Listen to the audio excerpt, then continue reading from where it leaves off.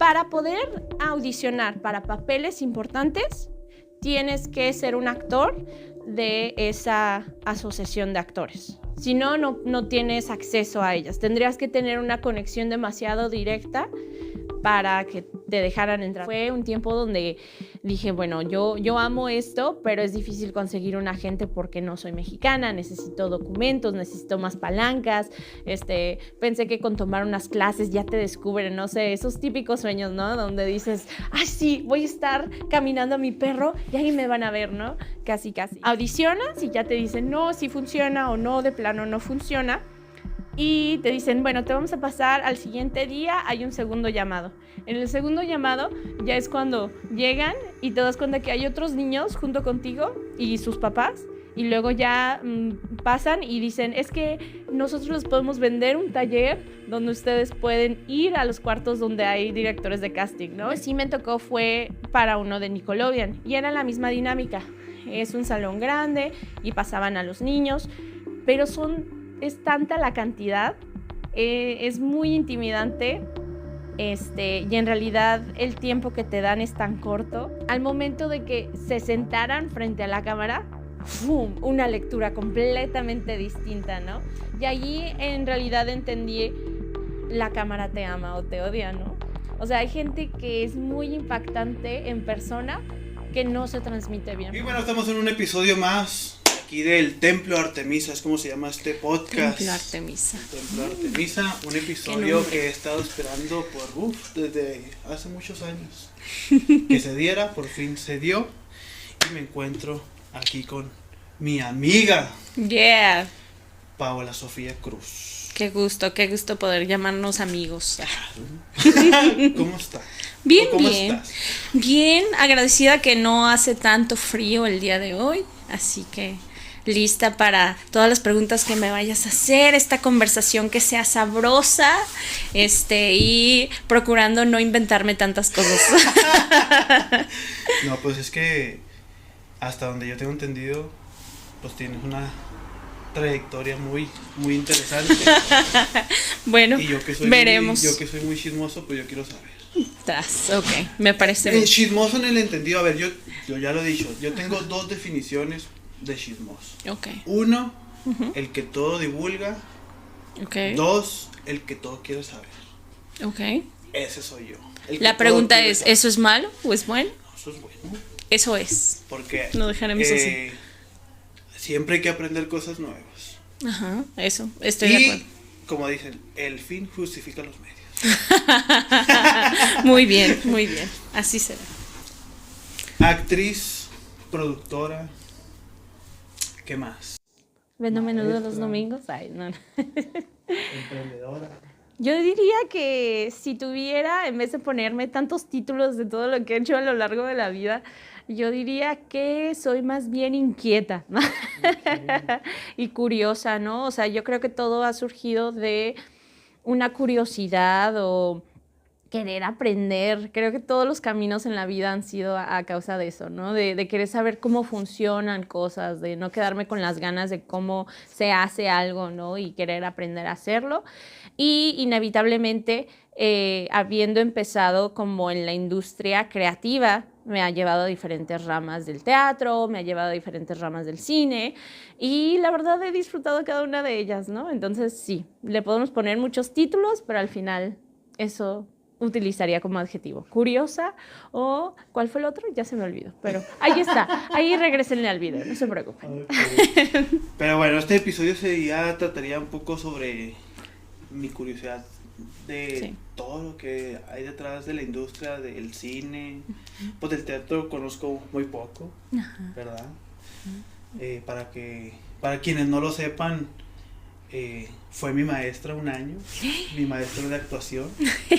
Sí, fue un año, wow. Y pues ya se imaginarán la calidad. Ya se imaginarán el alumno que fue. Pero bueno, ¿dónde inicia? ¿Qué fue primero? ¿Lo del teatro o lo del cine? ¿Qué fue primero? El teatro. O sea, fue el teatro. La verdad, yo toda la vida era algo que sabía que me llamaba la atención. Yo crecí en Estados Unidos, entonces esa fue como una gran ventaja. Nací aquí en Ciudad Juárez, pero a la corta edad, como de los 3 años, me fui a El Paso.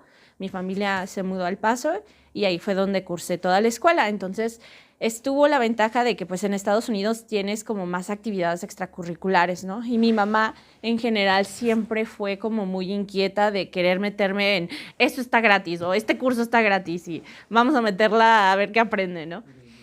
Entonces de ahí en mi primaria se estaba formando como un clubcito de teatro y era nuestra maestra de música la que montaba como esas obras. Y desde entonces, o sea, fue algo que me llamó la atención. Yo creo que mi primer contacto específico con el teatro fue con las obras de teatro musical. Repito, o sea, la que nos enseñó el teatro fue la maestra de música. Entonces nos enseñaba, no sé, todo un semestre nos puso como diferentes películas y nos puso a cantar diferentes canciones de teatro musical y me encantó. Pero a pesar de que me gustaba, desde muy chiquita yo batallaba con, ¿cómo se llama? Ay, cuando te congelas en el escenario. ¿Pánico escénico? De pánico escénico. Uh-huh. Sí, horrible, o sea, por eso yo siempre le digo a todos, si querer es poder, bien dicen, ¿no? Las generaciones anteriores, ¿no? Querer es poder. Entonces, en realidad sí fueron bastantes años, yo creo como desde los 7 años hasta los 12, que yo batallaba con el pánico escénico y fue cuestión de que pues mi mamá me buscaba cualquier tallerito que estuviera ahí, clases como de dar discursos, de lectura, cosas así que fueron complementando y ya cuando estaba en la secundaria ya fue cuando se me fue quitando el pánico escénico. Uh-huh, sí, por eso te digo, si fueron como unos, que serán 5 añitos que yo estaba así como que me gusta el teatro, pero cuando estoy en el escenario me congelo y no puedo decir nada, ¿no? Okay. Entonces... ¿Verdad? ¿Por qué? ¿Creciste así muy introvertida siempre o no? Uy, ya te estás metiendo en temas muy... Suéltame mi bracito, me lastimas, ¿no? No, no te creas. Sí, pues es que mi mamá siempre... Yo tuve una mamá que qué bueno que no nací asiática, porque los padres asiáticos son así como de latigazos. Pero casi fue asiática mi mamá. No, o sea, me tenía bien cortita. Yo en la primaria estaba en un programa de niños nerds, o sea, se llamaba el programa de niños como superdotados, así le decía.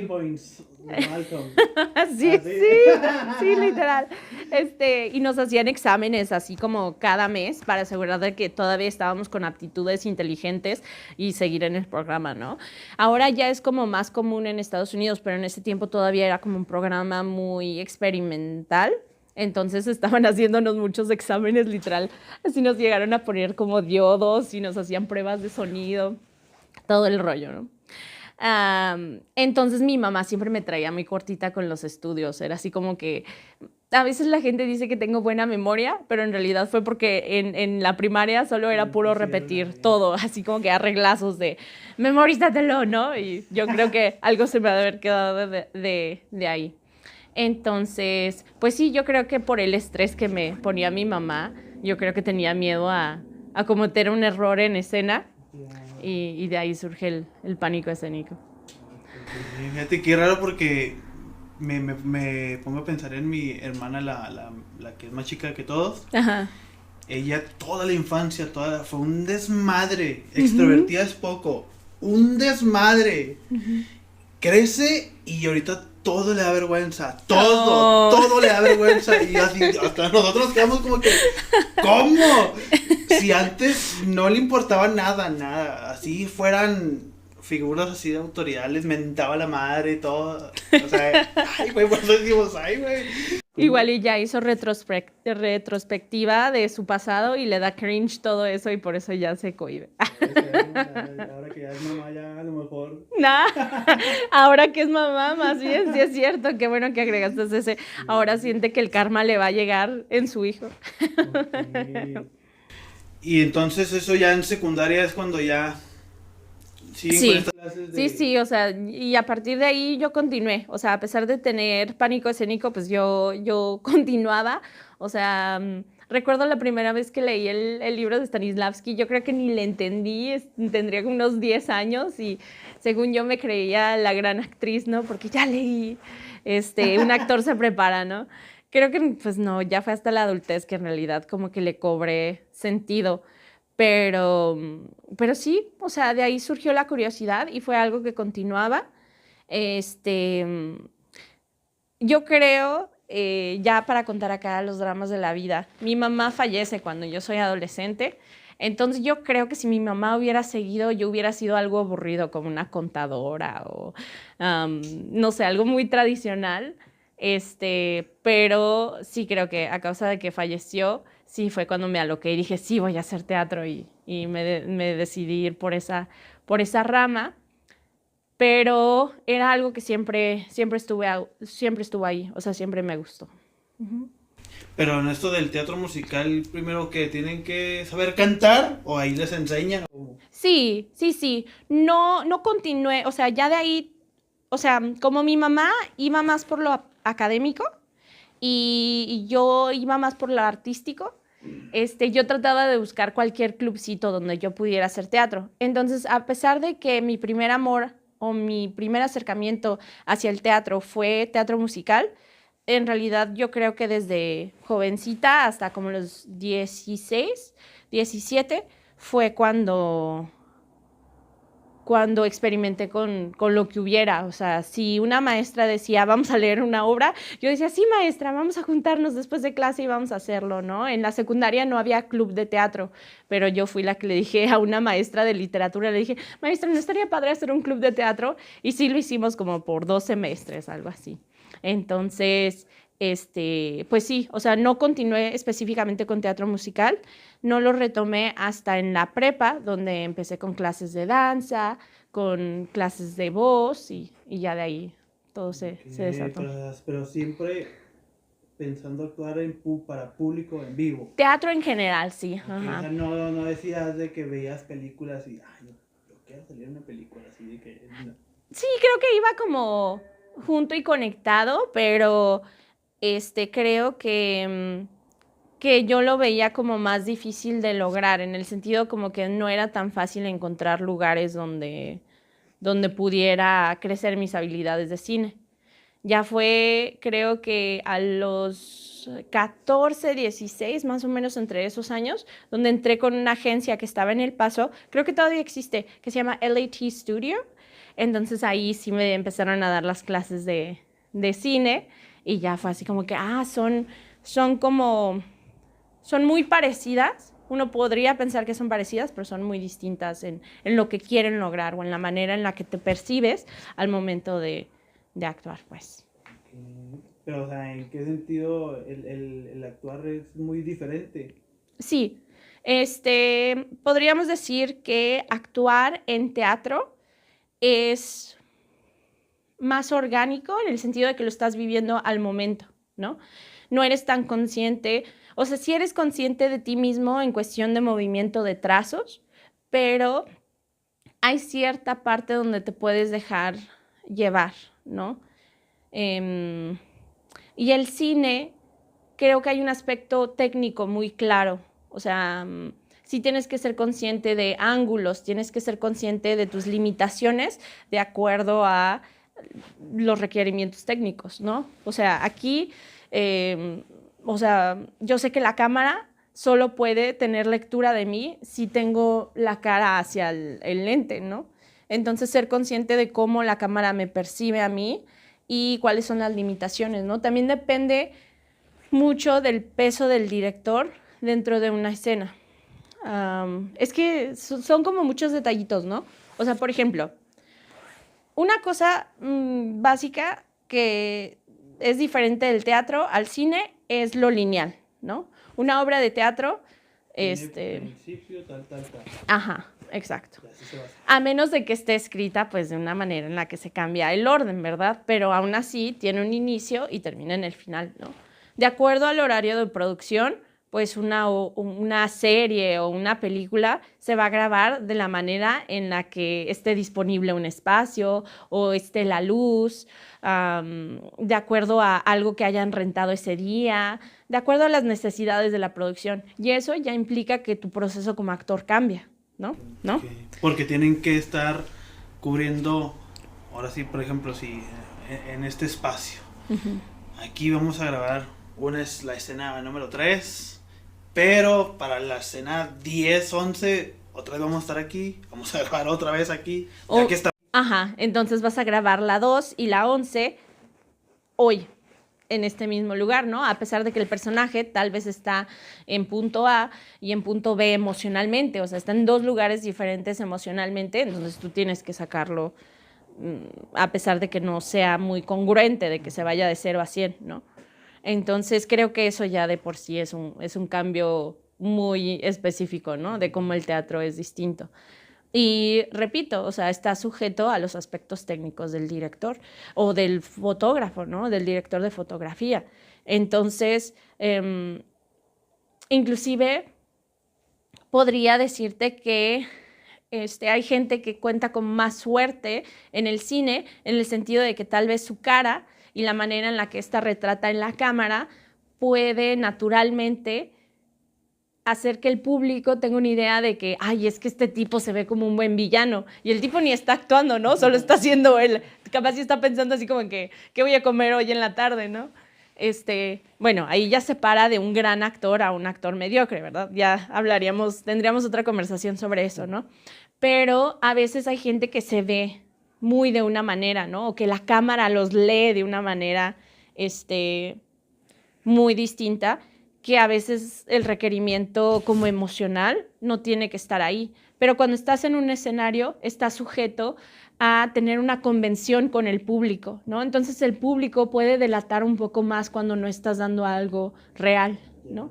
O cuando no estás dando la energía que necesitas. Y siento que en la cámara puedes fingirlo un poco más, puede ser más simulado. Pues sí. Y por ejemplo, o sea, yo no lo he vivido, ¿verdad? Ajá. Pero uno como actor de cine puede decir, a ver, me están pidiendo esto y esto y esto, pero pues como quiera, pues si no me sale la primera toma, pues va a haber más tomas, ¿no? O sea, como que hay esa confianza, no sé si así llamarlo. Podrías pensar eso, pero de la misma manera tienes la presión de que tal vez solo les prestaron el espacio 30 minutos, ¿no? Entonces sí puedes hacer tantas tomas, ¿no? Y tal vez tú crees que como actor tú puedes hacerlo en tantas tomas, pero tal vez el director, él necesita, o ¿cómo te puedo decir? Tal vez hay una toma donde tú dijiste, yo di la mejor interpretación, pero el director no le gusta esa toma porque en esa la iluminación no funcionó, ¿no? O alguien pasó por atrás. Entonces esa ya se descarta. Y tal vez la actuación donde tú dices, ay, esa actuación fue la más chafa, fue la que mejor funcionó y es la que terminan escogiendo para la toma final, ¿no? Tal vez porque la actuación no estuvo ni tan mal ni tan bien, pero la iluminación estuvo bien, entonces ya en general como que todo se pone a la par, ¿no? Y dices, bueno, esa es la que decidimos como la buena. Y eso no tiene nada que ver con tu desempeño como actor, ¿no? Capaz si lo ves y dices, rayos, esa es la peor, hubo una donde lo di todo, ¿no? O puede haber una donde el director juró que diste la mejor interpretación en este momento, pero ya cuando están en postproducción ven la toma y dicen, ay, no se transmite en la cámara, ¿no? O no lo detectó tan fuerte como lo vimos nosotros, descártala y mejor nos vamos con otra, ¿no? Entonces eso también es como el albur de las tomas. Ok, es que yo me imaginaba eso, de que, no, pues como este pedo es grabado, pues si no me sale la primera, pues como quiera, a ver. Aquí le agregamos nuevas fobias al Víctor para que se preocupe la siguiente vez cuando le toque grabar. Porque pues uno de teatro dice, es una y es una. Ajá. Aquí no va a haber dos, aquí nomás hay una oportunidad y hay que sacar todo. Ajá, sí. Pero eso es liberador también, ¿no? El decir solo hay una. Ajá. ¿No crees? O sea, como decir es una y es la buena o es la mala y la tomo o la dejo, ¿no? Pero existió y eso no se puede negar, ¿no? Entonces eso está como, no sé, siento que sí es liberador del teatro. Sí, incluso, bueno, pues muchos actores de teatro que he visto sus entrevistas dicen que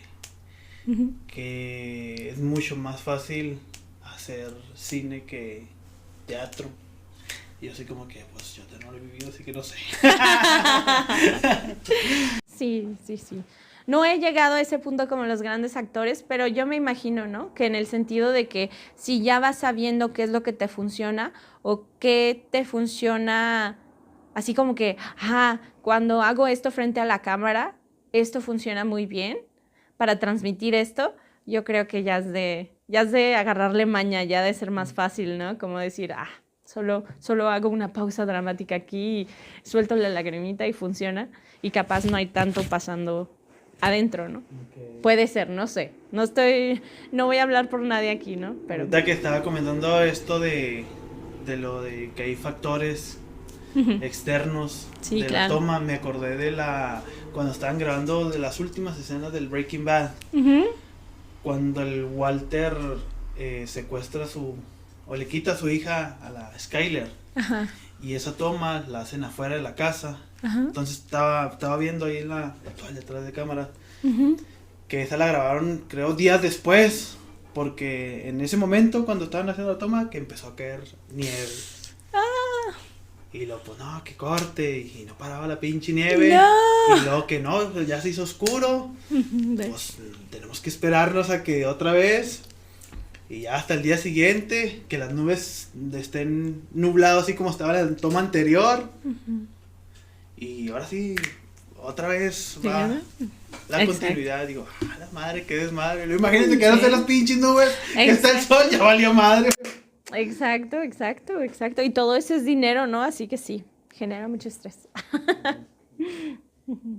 Y luego así el teatro, Seguimos con el teatro. A ver, ¿en dónde nos quedamos? Nos quedamos en la secundaria. Ajá, y luego la prepa. La prepa y ahora sí la escuela de actuación. La escuela de actuación. Sí. Ya decidida a vivir de eso. Sí, ajá. Sí. Entonces, lo que sucede es que yo decido graduarme un año antes y yo dije, bueno, este año sabático que tengo, o sea, el año en el que estaría todavía en la prepa, ese año me voy a dedicar a hacerle al teatro, ¿no? Ya había tomado unas clases, ya había hecho ciertos contactos, te digo, porque estaba en la agencia, era una agencia de actores y de modelaje, entonces nos daban clases alternando de ambas cosas. Y de ahí tuve maestros que ya habían trabajado en esa época. Había una serie, Prison Break. No sé si... ¿Prison Break? Ajá, eran como, todos estaban como en una prisión, no me acuerdo. Bueno, era muy popular en esa época y de ahí había conocido, o sea, mis profesores de la agencia habían estado en esa serie y me dieron ahí unos contactillos y acabándose de graduarme, ya es cuando me voy a California a vivir. Dije, bueno, me voy a California a intentar, tomar clases. A la meca de la actuación. Ajá, sí. Yo, claro, joven y con sueños guajiros. Hasta eso fue tan bonito porque pues mi familia me apoyó, mi hermana y su esposo y mi sobrino, que es como mi hermanito, nos fuimos para allá y logré tomar clases, pero me enfrenté con la cruda realidad, o al menos yo tenía mucho temor de hasta dónde podía hacer cosas o no podía hacer cosas porque soy mexicana, ¿no? O sea, yo estaba ahí de indocumentada. No le digan a nadie. Entonces, pues me encontré con la cruda como realidad de que no es tan fácil encontrar maneras de sostenerse. Yo estaba joven, no sé, me enfrenté como con muchas trabitas que me asustaron en vez de yo haber lanzado o haber saltado a... No sé, o sea, veo que hay gente que sí se atreve como a más cosas y yo tenía mucho miedo a la deportación, pues, por ejemplo, ¿no? Ajá. Entonces, se vienen tiempos difíciles y la verdad sí, o sea, sí fue un tiempo donde dije, bueno, yo amo esto, pero es difícil conseguir un agente porque no soy mexicana, necesito documentos, necesito más palancas. Pensé que con tomar unas clases ya te descubren, no sé, esos típicos sueños, ¿no? Donde dices, ay, sí, voy a estar caminando a mi perro y ahí me van a ver, ¿no? Casi, casi. Y pues te vas enfrentando con la realidad de todas las cosas que se tienen que hacer y los obstáculos también legales al ser mexicano, ¿no? Entonces, pues se vino también la dificultad económica y fue así, de vámonos, o sea, de vivir en carro y literal de estar viviendo al límite hasta que llegó un punto donde dije, no, esto ya no se puede sostener. Y dije, no, pues ya me tengo que regresar a El Paso, pero como ya no tenía mi familia, o sea, mi mamá ya había fallecido, cosas así, fue cuando decido venir. Bueno, pues me vengo a Ciudad Juárez, ¿no? Y especialmente después de enfrentar una realidad donde sentí tantas trabas por ser mexicana, ¿no? ¿Pero trabas de qué? ¿De que se veían que no tienen los papeles y Sí. así de plano? Sí, o sea, sí, simplemente... O sea, no veían de que, a ver, vamos a hacer un caso, vamos a ver qué tanto traes. Porque una de las cosas más directas es la cuestión de que los papeles que importan son a través de el ANDA aquí. O sea, allá se llama SAG, pero es el ANDA, ¿no? La Asociación Nacional de Actores. Entonces, para darte un ejemplo, así no funciona aquí en México, pero para darte un ejemplo, el ANDA gringo, repito, se llama SAG, allá, Screen Actors Guild, ahí, es el que otorga o es el que tiene como el mercado laboral de todos los papeles que importan, ¿no? Para proyectos importantes. Entonces, claro, sí podías conseguir trabajos como en producciones de universidades o producciones muy independientes, pero los trabajos que en realidad pagan, todos esos ya son a través de la... Ay, olvidé la palabra.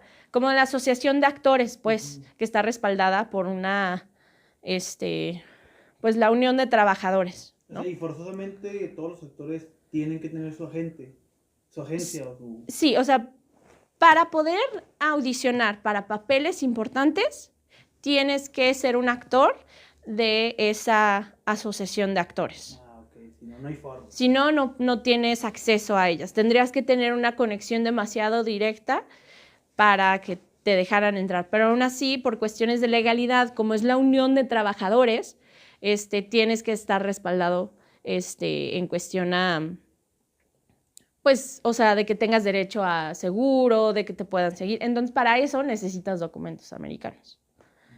Entonces, esa fue como la primera traba.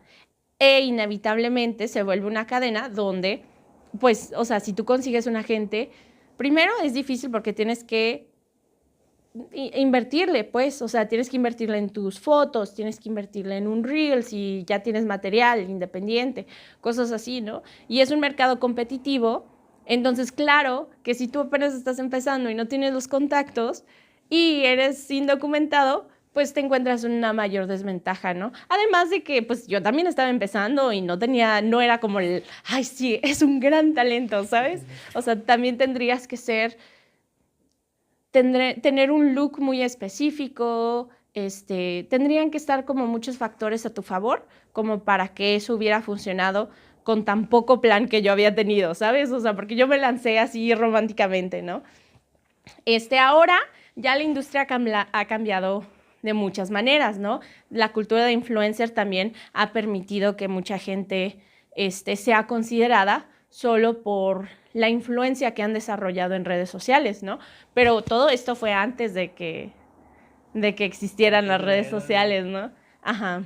O sea, pero no era así como que, es que yo he visto así Ajá. documentales Sí. De actrices pesadas, Ajá. actrices y actores pesados. Uh-huh. Y de que no, pues que Disney abrió una convocatoria y hicieron tantos niños, hicieron fila. Ajá. Para audicionar. O sea, ¿sí es cierto que sí se manejaban o no? Sí, o sea, sí, porque sí llegué a ir a este tipo de llamados, Okay. Pero es como todo en la vida, o sea, es como inclusive las audiciones que hacen para La Voz México, ¿no? O sea, cosas así que ya después dices, sí, audicionas y entras como cualquier otra persona, pero si tienes contactos, claro que te favorece, ¿no? Claro que vuelven a reconsiderar tu audición, tal vez, o tal vez dicen, bueno, vamos a ponerla en la siguiente etapa para considerarte, ¿no? Pero cuando no tienes esos contactos es más difícil. Ahora, estas son, o sea, específicamente los llamados como de Nickelodeon o de Disney, no son siempre.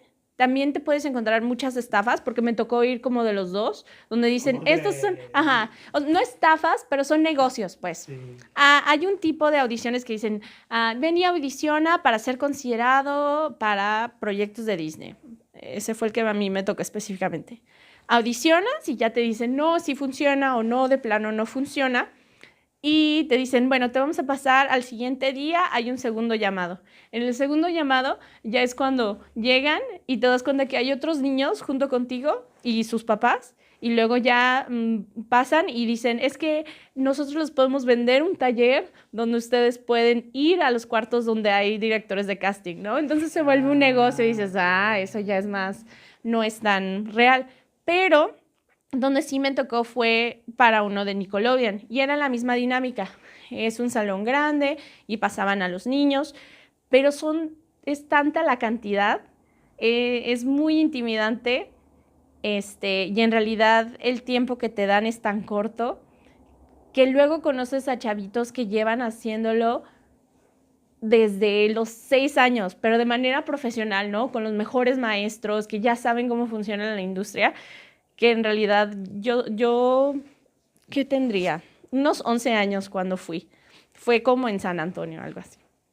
Y yo recuerdo que a mí me intimidó. Para mí fue así como que, ya se acabó y no sé qué hice. Todo pasó como tan rápido por mis ojos y ni te podría decir cómo lo hice hoy en día porque yo creo que me lo bloqueé de la memoria, pero sí fue impactante para mí decir, todo fue un abrir y cerrar de ojos. ¿Y de qué fue la audición no. esa? Pues simplemente te dan una escena, no te puedo decir qué programa terminó siendo, te dan una escena en general y tienes que ser, o sea, ya ahora viendo los videos como de Miley Cyrus o viendo los videos como de Selena Gómez, ya dices, ya sé como el tipo de actuación que tienes que hacer, el tipo de energía, ¿no? Hay maestros que se especifican en darles clases para ese tipo de estilo, ¿no? Pero uno iniciando, pues no sabe ese tipo de cosas, ¿no? Y, o sea, recuerdo que era una escena como escolar, pero hasta ahí. O sea, no sabría decirte si al final sí terminó siendo algo, pero no te dicen es para tal proyecto. Simplemente te hacían el casting y te digo, era tan repentino. Entrabas, lo leías y te ibas. Y ya de ahí te decían si es o no es, ¿no? Y ya de ahí... En el momento, o sea, no era de que nosotros hablamos. Ajá, sí, o sea, sí, ajá. Y de ahí como que hacían le dicen pool, o sea, le hacen como una camada, por así decirlo, de chavitos que funcionaron para eso, y ya de ahí ya no sé muy bien cómo funciona. Les recomendaría que vieran un documental sobre los actores, pero ya de ahí veían si funcionaban para otros proyectos, pero les hacían más castings, pues, o sea, era como el previo, pero sí, no, eran dimensiones que yo decía, no estoy lista para esto, ¿no? Y rumores en ese tiempo que de Hollywood, que cómo se manejaba, cuáles eran de los que te acuerdes, que se escuchaban ahí. No, la verdad, ay, ¿de qué será? No, o sea, como mis papás eran muy novatos, o sea, yo creo que en realidad la que me impulsaba más era mi hermana. O sea, casi todo lo hacíamos a escondidas de mi mamá. Entonces, pues mi mamá no estuvo muy involucrada en eso. O sea, mi mamá se enfocaba en la escuela y así. Entonces, yo creo que eso también me ayudó como a protegerme mucho. O sea, solo de que mi hermana y yo con toda la intención y las ganas de hacer algo, yo creo que por eso no me enteraba de nada, pues. ¿Y fueron varias audiciones allá o nomás fue esa? O sea, así a escala de lo que dices de Nickelodeon y de Disney, pues solo fueron esas dos. Pero de proyectos, es que en realidad siento que no es tan emocionante, o sea, se vuelve como un trabajo, se vuelve así como, no sé, ¿será que llevo ya tanto tiempo de veces que te dicen que sí, de veces que te dicen que no, que pues no te podría decir si fueron muchas o no. Lo único que podría decir para alguien que está viendo esto y que tal vez tenga la curiosidad de iniciar en esto es que llegues a ese momento donde lo has hecho tantas veces que ya no sabes cuántas veces te dijeron que no, ¿no?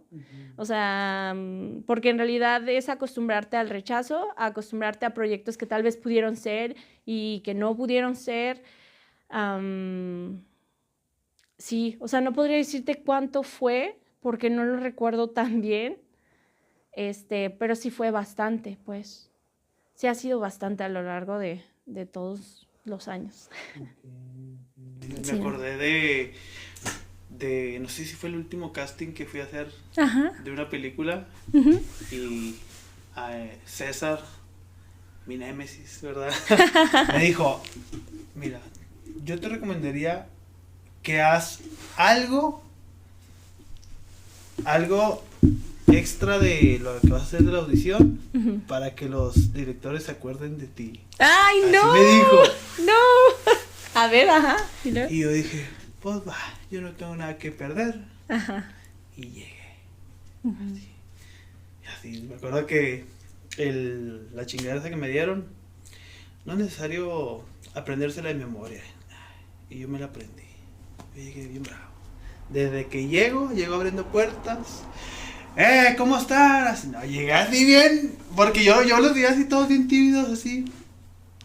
Yo llegué así, como si entrara a mi casa. ¿Cómo están? ¿Y cómo vamos? ¿Cuántos han hecho audición para este? Ajá. Pues ya han venido varios. Pues aquí la vara, vengo a ponerla alta, De aquí, dudo que alguien la ponga más arriba. Esa es la actitud, me decían. Aquí venimos a trabajar. ¿Ya se lo aprendió? Claro. Ya, vamos a darle. Ay, qué chido. ¿Ha tenido experiencia en el cine? Yo, no, yo soy actor de teatro. Así que dígame cómo está aquí lo de las cámaras y aquí ya estamos ready, yo le decía. Ay, qué chido. Y ya no me hablaron, hijos de su pinche madre. Sigo esperando el llamado todavía. Fíjate que a mí me ayudó mucho cuando ya después estuve del otro lado, ¿no? Cuando ya me dediqué, ya pasaron muchos años después y entro en cine, pero me enfoco más como en la producción, ¿no?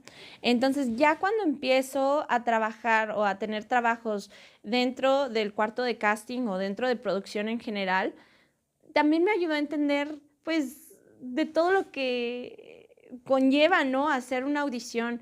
Y lo que yo les decía a ustedes cuando eran mis alumnos, o en general les digo a todos, es que en realidad todos los que están en ese cuarto quieren que seas talentoso, o sea, porque luego uno cree, no, la gente quiere que falle, ¿no? Cosas así, me va a ir mal, me van a sacar la lengua, no sé. Pero no, o sea, la gente en ese cuarto dicen, sí, quiero que este sea el chingón, ¿no? Quiero que sea el que funcione. Entonces yo creo que los que te están haciendo la audición son igual tus porristas como tú puedes ser tu propio porrista, ¿no? Ahí todos dicen, sí, quiero que le vaya bien, ¿no?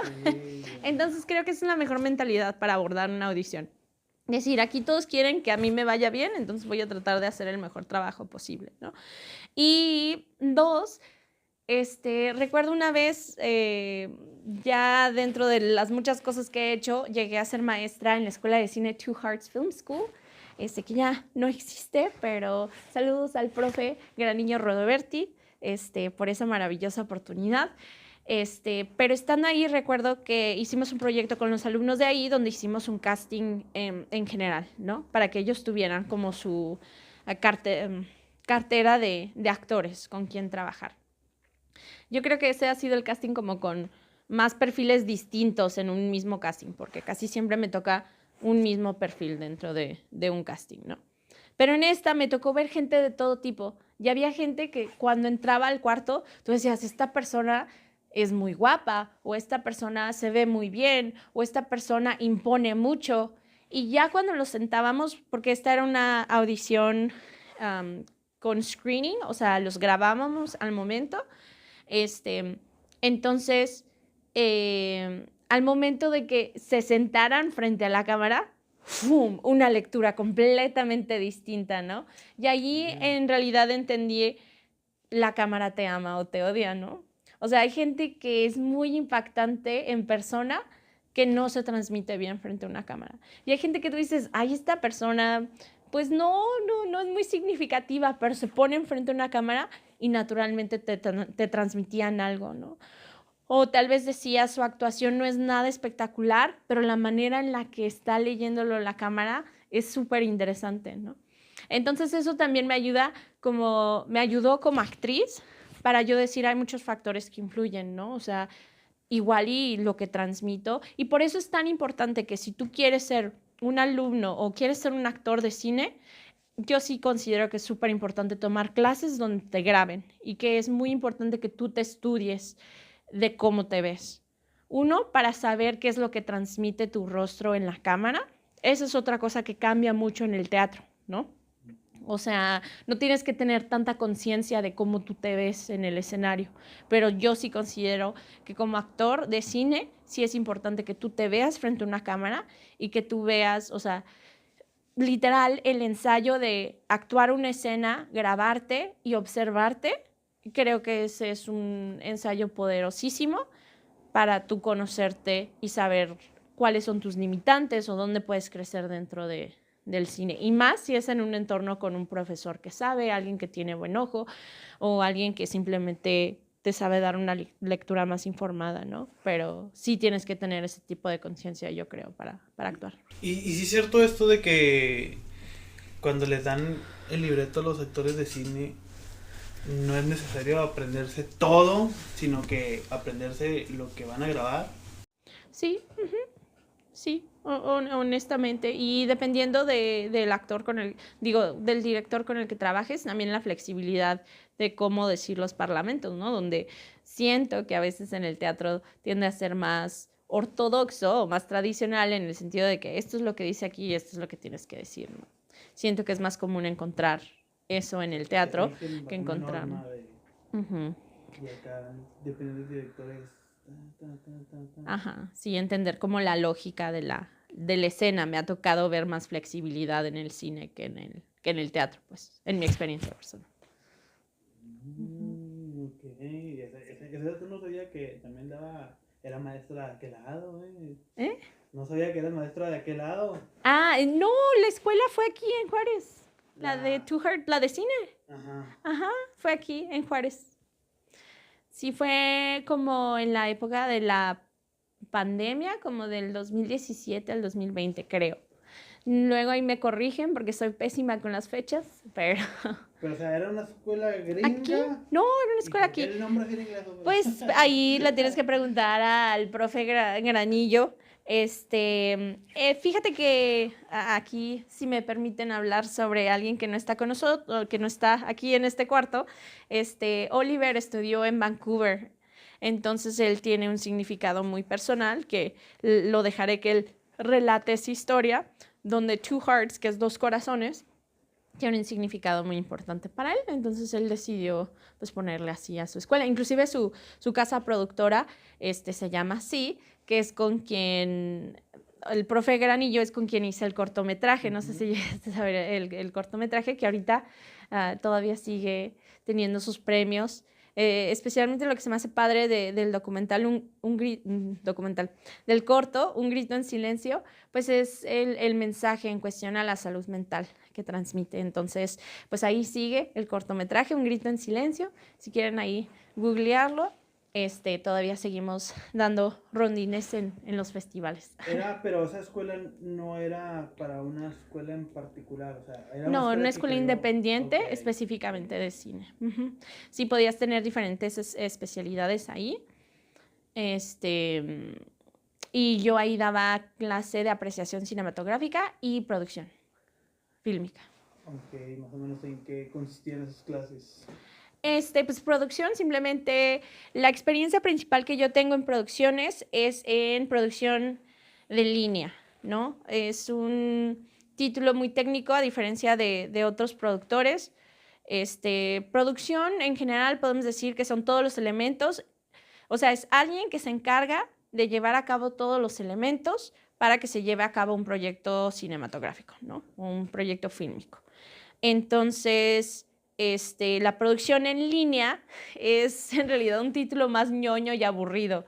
Yo le decía a todos que a grosso modo la producción en línea es como ser el recursos humanos de una producción, ¿no? Yo a lo que me dedicaba era asegurarme de que todas las líneas de producción, ¿qué son todas las líneas de producción en una película? Son todos los elementos, ¿no? Puede ser desde los actores, la paga de los actores, escenografía, utilería, vestuario, todas esas son consideradas líneas de producción, ¿no?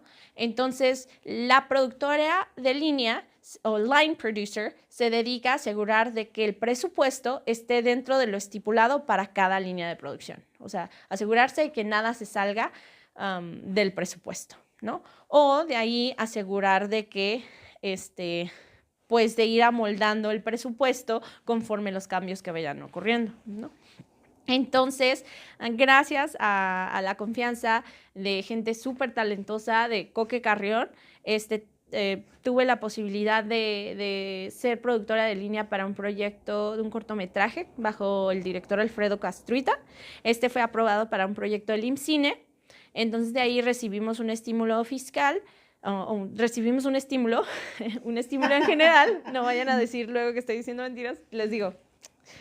Soy pésima para estas cosas.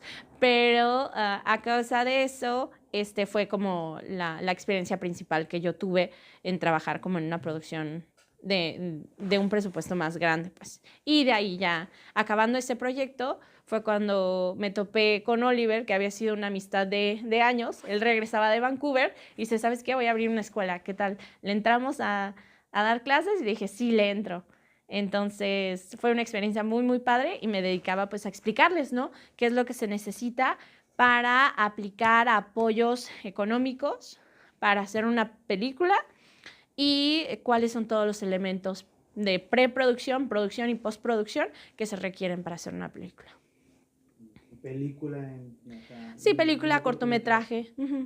Sí, o sea, la escala, inclusive el presupuesto y el tiempo varía en cuestión de esos proyectos, pero en realidad las bases son las mismas. Qué interesante. Sí, sí, sí. Sí, todo es muy, o sea, es interesante, pero todo es muy administrativo, todo. No es tan divertido en el momento. Bueno, no sé, depende de la perspectiva, porque a mí se me hace divertido, pero siento que a los demás se les hace ñoño, no sé.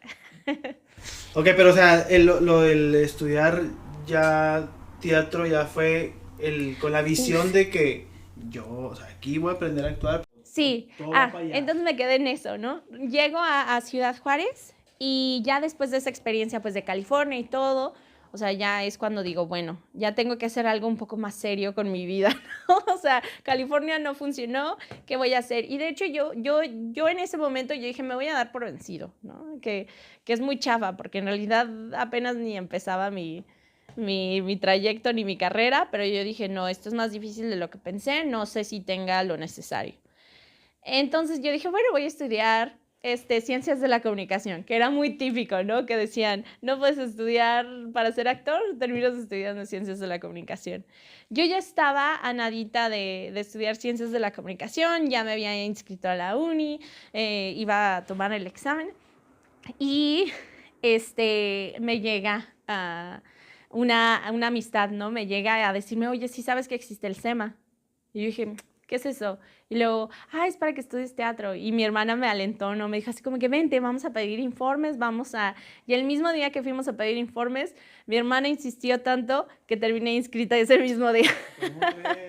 Entonces dije, pues bueno, voy a estudiar teatro. Yo que dije que ya me iba a alejar de eso. Entonces, así fue como terminé en el SEMA. Estamos hablando de 2000, ¿qué? 14. No. 2014 fue cuando me gradué, creo. Entonces, 2011, más o menos, 2012. Sí, fue de 2010, 2011 o 2009, 2010 que estaba en California. Algo así. Ya.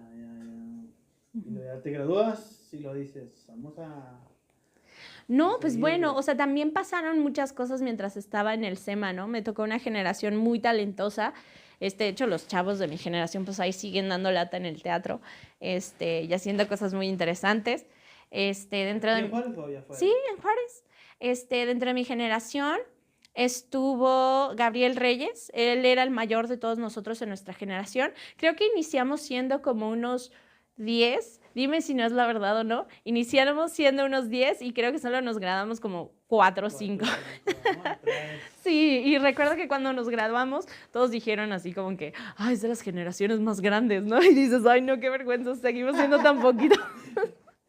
Entonces, Gabriel Reyes era el mayor del grupo y yo creo que de muchas maneras tuvo su función como un mentor para todos nosotros. Creo que fue el que más nos dio valor, nos dio fuerza, nos hizo cuestionar más cosas. Así que gracias, Gabriel. Siempre te guardo en mi corazoncito por eso. Y también de ahí sale Marco Martínez, que ahorita es iluminador y escenógrafo. Jessica Hernández, Marian Racho y yo somos de esa generación, ¿no? Entonces, mientras estamos estudiando, fuimos una bola de mocosos inquietos, no nos quedábamos con dudas. Si los maestros no nos respondían a nuestras inquietudes, nosotros íbamos y buscábamos profesores, por fuera. Y a mitad de la carrera, nosotros decidimos abrir un grupo, una compañía, ¿no? En este tiempo le decíamos compañía, pero nos han ido diciendo que no le podemos decir compañía. Bueno, cuando empezó porque estaba muy chiquito, ¿no? Y de ahí se fundó Ibris Teatro. Ibris, ajá. Ellos siguen, de hecho creo que ganaron mejor obra en el Festival de Teatro del año pasado. Entonces todavía siguen activos los muchachos. Y fueron años muy maravillosos, o sea, creo que todos teníamos la misma inquietud, la misma energía. Te digo, todavía estábamos estudiando y ya habíamos comenzado con ese proyecto. Le pedimos permiso a la maestra Claudia, en paz descanse, que nos dejara presentar obras de cuentos infantiles. Entonces los sábados y los domingos, creo, era cuando nos prestaban el foro. Y de ahí, así, de asombrerazo, o sea, le decíamos a la gente, pasen al foro, vamos a contar cuentos infantiles, ¿no? Yo hacía los pósters, mandábamos gestionar entrevistas, fue tiempo muy divertido. Y todo fue como con las bases de impro. La impro, también hay que hablar de eso. ¿Qué pasa con la impro? ¿Ves? Te digo, luego pasan tantas cosas que uno hace por curiosidad. Entonces, como yo le había presentado como las inquietudes de la impro, porque la impro fue algo que siempre estuvo en mi vida y a mis compañeros los fastidiaba mucho con, hay que hacer impro, ¿no? Hay que hacer impro. Entonces, más o menos con las bases de impro contábamos estas historias de cuentos infantiles y los íbamos improvisando de ahí con el público, ¿no? Teníamos elementos ya planeados, ya sabíamos cómo iba la historia, pero mucho era improvisado en el momento. Entonces, la gente se la pasaba muy, muy bien. Y semestres, creo que fueron 2 semestres antes de que nos graduáramos, metimos una obra para el Festival de Teatro de la ciudad.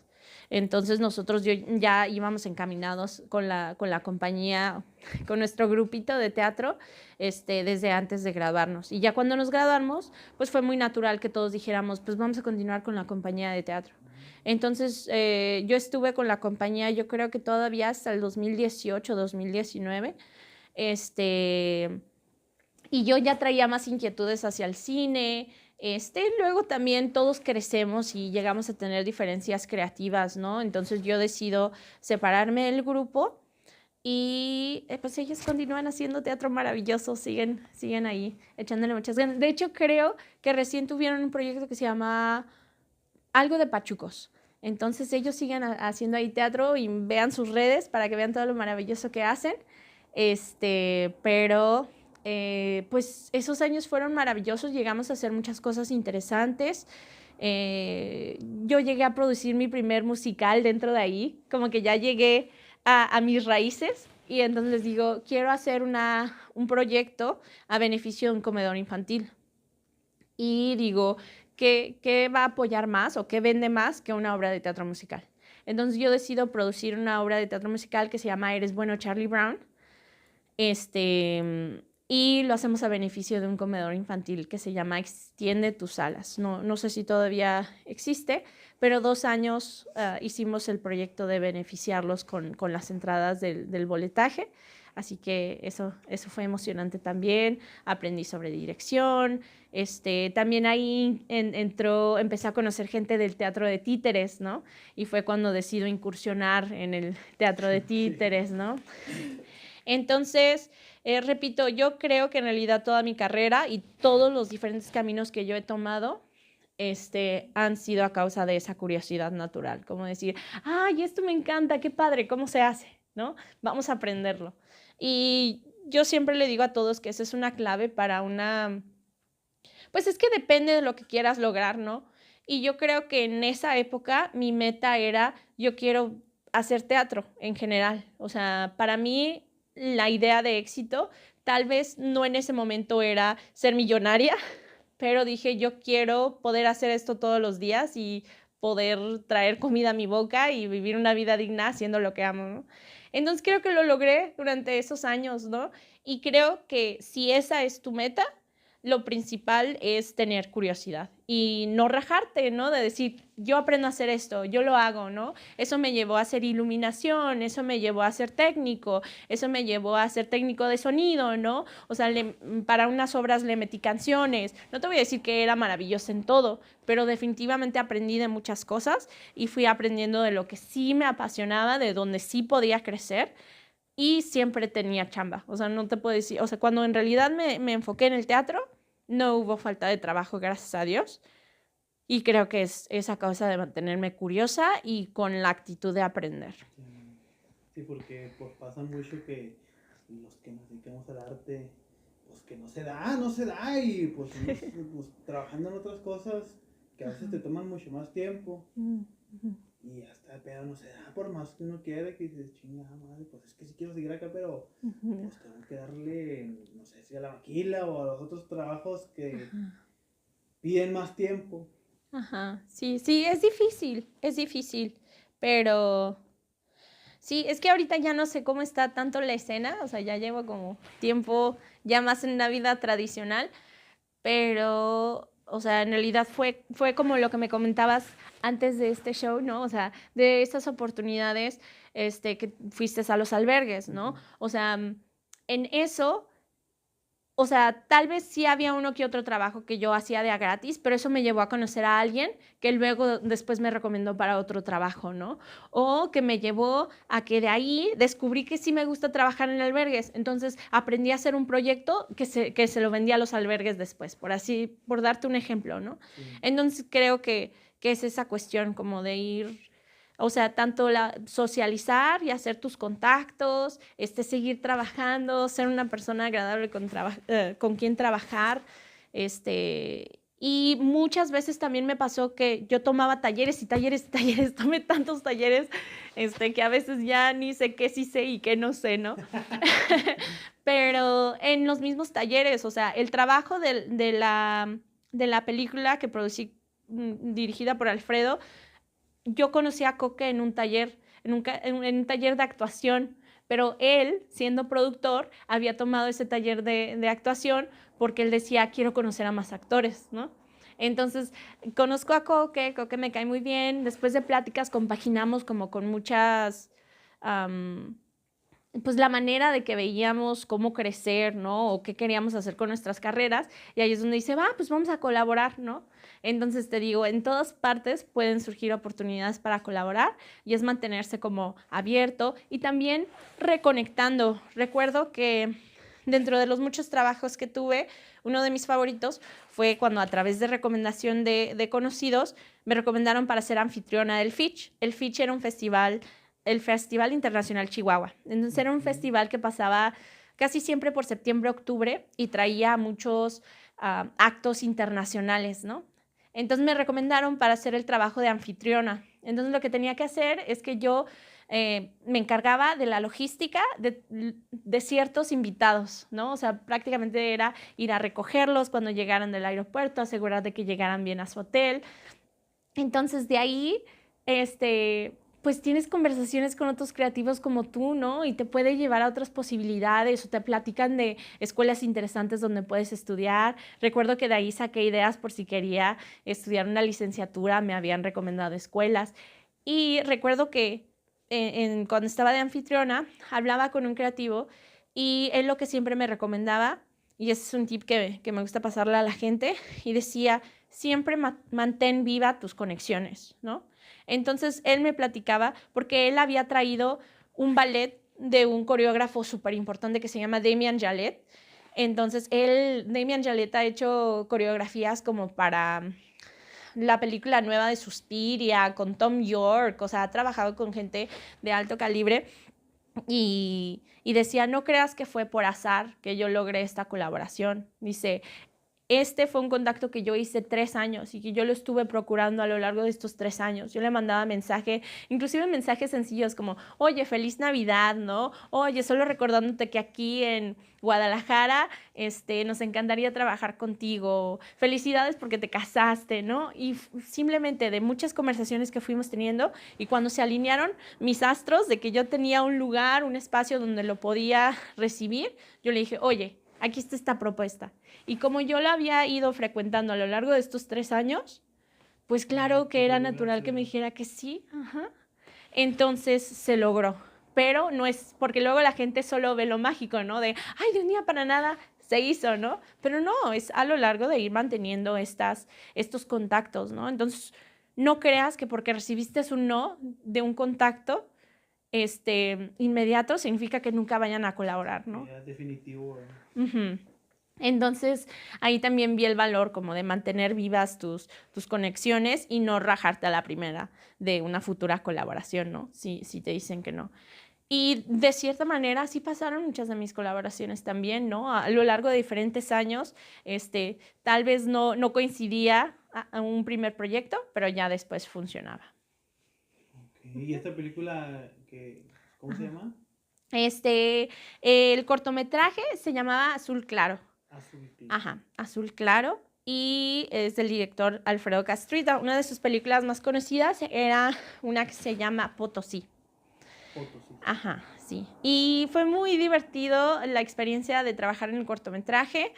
Es con la actriz, ya ha hecho varios cortos aquí en la frontera. En su época apenas era como la primera colaboración que hacía aquí en Ciudad Juárez o en Chihuahua. Se llama Sofía Espinosa. No sé si la conoces, pero ella hizo la película de Gloria Trevi. Hicieron una biopic de Gloria Trevi hace muchos años y ella hizo a Gloria Trevi. Entonces es ella. Ya ha hecho muchas cosas también, pero ahorita no te puedo dar su repertorio específico, pero ha sido muy, muy exitosa. O sea, pero esa fue la primera o la única de películas. Esa ha sido la de mayor presupuesto. Todo lo demás ha sido como proyectos independientes, videos musicales. En realidad no he hecho nada con un estímulo de dinero tan grande como la de Azul Claro. Uh-huh. Y por ejemplo, ¿es mucha la diferencia de los videos musicales a los cortometrajes? Sí, en el sentido... Es que depende, no sé. O sea, como no he trabajado en un proyecto súper profesional no, súper profesional no es la mejor palabra, pero no he trabajado como para un video musical de Lady Gaga, no te puedo decir. Okay. No sé cuál podría ser el comparativo, pero en el sentido de que siento que hay muchos elementos, creo que el trabajo principal es para el director, ¿no? Y al asistente de director, de que se aseguren de que obtienen suficientes tomas para ya de ahí en postproducción tener un trabajo coherente, ¿no? ¿Será que aquí esa experiencia ha sido más relajada para mí? Yo siento que los videos musicales han sido más relajados en mi experiencia, a diferencia de un cortometraje, porque es más tiempo. Pero tampoco me ha tocado grabar videos musicales muy complejos, pues, o sea, casi solo son como una sola locación, por ejemplo, ¿no? Donde ya hay videos musicales que son más complicados, ¿no? Que tienen más de una locación, que tienen una narrativa, que son casi cortometrajes, ¿no? Hay videos musicales así, entonces no me ha tocado proyectos así. Entonces, en ese sentido te podría decir que eso es casi el mismo. Yo me imagino que un video musical con una narrativa más compleja sería más parecido a un cortometraje, a diferencia de la experiencia que yo he tenido, que ha sido más sencilla en los videos musicales. Y en esto que ya has tenido la experiencia tanto en la producción Ajá. como en la parte ya de... Como actriz. Como actriz. Ajá. En los, Ajá. en los cortometrajes, ¿qué dirías que es más, no sé si decirlo, divertido, que se disfrute más? Depende de cada persona, pero yo al final decidí que me gustaba a mí estar detrás de cámaras. Creo que... Ajá, sí. Sí, o sea, inclusive cuando estaba en teatro y era técnico, siempre se me hacía más divertido. Sentí una presión, pues menos. Y eso que estuve en obras que fueron un poco complicadas en cuestión de aspectos técnicos, ¿no? Entonces uno podría decir que podría estar más estresada porque tenía que enfocarme en más cosas. O sea, había una obra donde yo era el técnico como de sonido y de los visuales, porque tenía como proyecciones la obra. Era una obra que se llamaba Lights, dirigida por Gisela Arroyo. Y esa requería de mucha de mi atención, pero aún así yo me sentía mucho más relajada a ser una actriz en una obra. Okay. Pero creo que es porque soy mucho más crítica de mi trabajo cuando yo soy la que lo ejecuta. Pues, o sea, cuando soy actriz, creo que al finalizar el proyecto, yo digo, ¿hice un buen trabajo? ¿No hice un buen trabajo? ¿Qué tan honesta fui con la escena? ¿O qué tan real fue mi interpretación? Y creo que eso no me dejaba disfrutarlo tanto a que si soy un técnico y si yo cometía un error, me quedaba claro dónde estaba el error, ¿no? A diferencia de decir, ¿habré llorado lo suficiente? ¿O me contuve mucho? ¿O logré esa emoción que tanto quería? Creo que son cosas como menos tangibles, a diferencia de ser un técnico y decir, ay, sí la regué porque ahí puse mal la luz, ¿no? Entonces ya sé que la siguiente vez, pues solo pongo bien la luz. Creo que es como más tangible para mí y eso me es más liberador. Pero igual y para alguien puede ser súper aburrido, ¿no? Entonces creo que por eso, después del tiempo, yo dije, creo que me gusta más estar detrás de, pero en general yo creo que a mí me gusta cualquier proceso creativo. O sea, inclusive ahora que ya no me dedico tanto a teatro, pero procesos como ver, porque, bueno, hablando de todo lo que hago, también ayudo en la coordinación de los eventos de anime y cómic. Entonces, ver los procesos de los cosplayers se me hacen súper divertidos, pues. Entonces eso lo disfruto de la misma manera a el teatro, ¿no? Entonces creo que al final, para mí, lo que más disfruto es cualquier proceso que requiera un aspecto creativo para mí. No, ya nomás. Pues que, pues es como uno diría, por ejemplo, en este último, bueno, el último que yo vi, sí. del cortometraje, ¿verdad? Pues ya yo digo, no, pues ya se la sabe cómo ya conoce cómo está el pedo de toda la producción y todo, pues ya más se va a concentrar en lo que tiene que grabar, ¿no? O sea, ajá. Yo. Sí. Y fue un proceso muy sencillo, pues fue en realidad como entre amigos, ¿no? Ese proceso fue un proceso muy íntimo porque estábamos recreando algo que en realidad sucedió en el cortometraje de Un grito en silencio, ¿no? Recuerdo que cuando primero el profe Granillo me hace la propuesta para actuar en ese cortometraje, yo me quedé así como que, no sé si quiero actuar como yo mismo. Otra cosa. Sí, inclusive creo que en un momento yo le dije, pues te ayudo en la producción y que alguien más me haga. Pero ya cuando los demás dijeron que sí, yo dije, no, pues yo decir que no sería muy chafa de mi parte, ¿no? Y pues la amistad, ¿no? Sabía que era algo que significaba mucho para el profe Granillo, entonces yo dije, no, sí, tengo que ser parte de ese proceso, ¿no? Pero sí, fue muy sencillo en ese sentido, de que pues todos estaban ahí, entonces fue muy íntimo, pues, fue muy personal. Sí. Regresándome un poquito, no sé por qué se me vino a la mente. Sí. ¿Existen novelas gringas? O ¿Sí? ¿Ese concepto de novelas existe en Estados Unidos también? Sí, claro que sí. Ahora ya no son tantas como había antes, pero sí.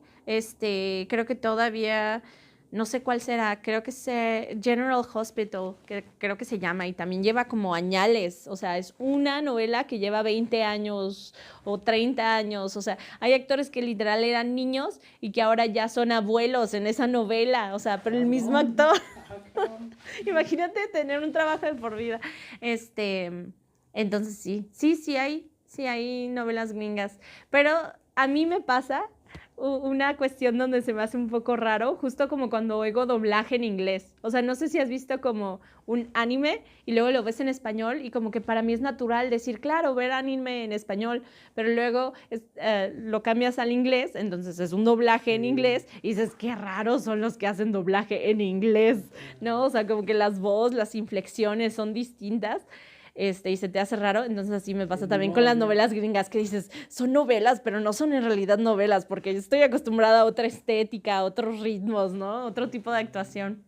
Entonces, sí, búscala. General Hospital, hubo una que se llamaba The Young and the Restless, esa también duró muchos años. Y yo, pues de ahí mismo surgieron como las de hospitales, ¿no? O sea, Grey's Anatomy es una que podríamos decir, y creo que todavía sigue, ¿no? Grey's Anatomy ya tiene muchos años en la tele. O sea, pues yo siempre me quedé con el concepto de series. Uh-huh. Y por eso también me quedé pensando, si no habrá novelas gringas. Sí, casi siempre están como a las 10, 11 de la mañana en la tele. Ahí te dejo la tarea para que lo veas, o sea, como en el 7 o en el 9. De esas que ponen en canales como Azteca y esas, pero que son pinches novelas de allá de Turquía o no sé, y se las traen y sí. Pero se ve Lolo que sí es de aquel lado, pero así que se ve gringo. Te quedaste sin que existirá. Sí. Y luego mencionó algo muy... Antes de que se me vaya. Sí, es que hay mucho. Sobre lo del impro, o sea, podríamos decir que eres el génesis del impro aquí, ¿sabes? Ay, no, mi querido amigo Temo estuvo en ese proceso y siempre da crédito para eso, pero no lo siento que fue así. Pero sí coincidieron como muchos elementos en los que pues uno solo está y uno facilita que sucedan, ¿no? Entonces, sí podría, y es que no sé cómo hablar de ese tema sin sentir. Es que también es algo que tienes. ¿Qué? Que eres muy humilde, muy... Sí, también bueno. Hay que tener en claro y en cuenta eso. Ay, gracias. Pero para explicar más o menos cómo ocurrieron las cosas, cómo surge Impro Juárez, solo para dar un ejemplo, ¿no? De cómo ocurrió. Y repito, todo surge del mismo concepto, ¿no? De que son contactos que luego uno va adquiriendo a lo largo de los años y las piezas simplemente encajan, ¿no? Entonces, yo siempre había tenido, como les mencionaba, dentro de mi generación de teatro, yo siempre tuve la inquietud de impro. En Estados Unidos es muy común que, o sea, yo tomé la optativa de teatro, yo tenía el grupo de teatro en la secundaria, entonces es muy natural que siempre te pongan juegos de impro. Entonces la impro es como algo muy natural que se da dentro del aula de teatro en Estados Unidos, ¿no? Entonces yo desde muy joven sabía que existía teatro, que existía impro. Entonces llego aquí en el SEMA y como que la gente no sabía qué era eso, ¿no? Sabía que era la improvisación y lo que nos decían mucho era vamos a improvisar una escena. Eso era lo que se conocía por improvisación dentro del SEMA, por así decirlo, ¿no? Pero yo había tenido esta inquietud, ¿no? De querer hacer algo específicamente de impro cómica, ¿no? La comedia, impro. Entonces, ya pasan los años, como en eso del 2015, 2016, al no encontrar gente que hiciera impro aquí en la ciudad, yo decido irme a UTEP. Entonces en UTEP había un grupo de muchachos tan amables y fue justo porque yo había actuado en un cortometraje. Entonces hablo con uno de los chavos y dice, no, estoy en un grupo de impro. Y dije, no manches, no mames, no, sí. Y le dije, ¿cuándo se ven, no? ¿Cuándo se reúnen? Y dice, no, vente, pégate con nosotros. Y empecé a hacer funciones con ellos. Hacíamos funciones en un restaurante que se llama Pizza Joint, donde nos dejaran y nos reuníamos allí en UTEP para hacer impro, ¿no? ellos me enseñan lo que es, yo solo conocía impro de formato corto y ellos me enseñan lo que es la impro de formato largo y que en realidad te va llevando a la escritura de comedia y sketch comedy, ¿no? O sea, cómo hacer sketches cómicos. Entonces, para mí se me abre el mundo y yo digo, la comedia, no manches, qué divertido, ¿no? Repito, otro de mis muchas curiosidades, que digo, tengo curiosidad, vamos a aprender a hacer esto, ¿no? Entonces, trabajo con ellos. Ellos ya de repente se ponen como en un tono más profesional y quieren hacer como un grupo profesional, pero yo me siento como muy rota en esa dinámica, en el sentido de que, otra vez, los miedos de toda la vida, ¿no? Digo, no soy mexicana, o sea, estar cruzando y saber que estoy cobrando por funciones, no me voy a sentir muy cómoda con esta dinámica. Sigo ensayando con ellos, pero les digo, ¿saben qué? Mejor no participo en el proyecto, pero sigo ensayando con ellos, ¿no? Y de ahí coincidía que yo y Temo teníamos un cafecito, era un cafecito cultural.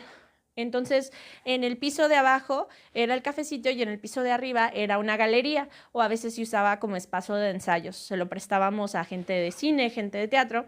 Entonces, dentro de eso, se lo prestamos a un chavo que se llama Cabe Tejeda, él hace cine, y estaba haciendo un cortometraje. Y dice, ¿sabes qué? Voy a hacer unas lecturas, ¿me dejas hacerlas en tu café? Lo dejamos hacer las lecturas y nos topamos con una persona, un actor que se llama Marcos Duarte, ¿no? Entonces, resultó que Temo y él se conocían, entonces pues hacemos la conexión, ¿no? Como de, no, mucho gusto en conocerte, ustedes tienen el café, no manches, qué padre. Y hablando en general sobre el teatro, la vida, le digo, ¿sabes qué?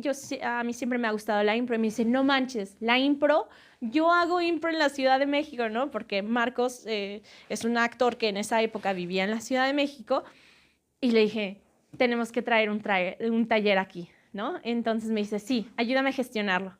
Gestionamos, o sea, de seguro ya existieron talleres antes de eso, pero a partir de ahí Marcos en realidad creo que considera, no quiero hablar por él, pero creo que es cuando empieza a considerar, podemos traer impro a Ciudad Juárez. Y yo en realidad como que le insistí mucho en, vamos a traerlo, ¿no? Vamos a tratar de formar grupos aquí de impro. Ya de ahí, con los cursos que va trayendo Marcos, vamos formando lo que es Impro Juárez y se va formando lo que ahora es la Ralph Academy, ¿no? Y Cabe ya después hace su grupo, que inclusive me tocó con los primeros grupos de impro que hizo, que era en 4 Impro, ahí también hicimos shows con él. Entonces, pues de ahí surgió ese maravilloso capítulo que fue la impro aquí en Ciudad Juárez. Y pues sí, a causa de eso ya han surgido como muchas cosas interesantes, pero repito, por piezas que van encajando. Pues sí, pero yo sí se lo adjudico a usted. Usted es muy modesta, muy humilde, pero yo sí lo puedo decir. Aquí está. Solo es cuestión de poner atención a lo que nos acaba de decir. Ahí está el testimonio. Yo creo que lo que hay que aprender de eso es que si tú tienes curiosidad de algo, si tú tienes la iniciativa o las ganas de crear una comunidad de algo que todavía no existe en tu ciudad, busques, ¿no? O sea, busques y gestiones para que eso suceda. A veces uno no piensa hasta dónde puede llegar o a cuántas personas puede impactar, pero dices, se creó toda una comunidad, ¿no? Y todo fue por una inquietud de 2 personas que tuvieron una conversación y dijéramos, sí, como en el impro, sí y además, ¿no?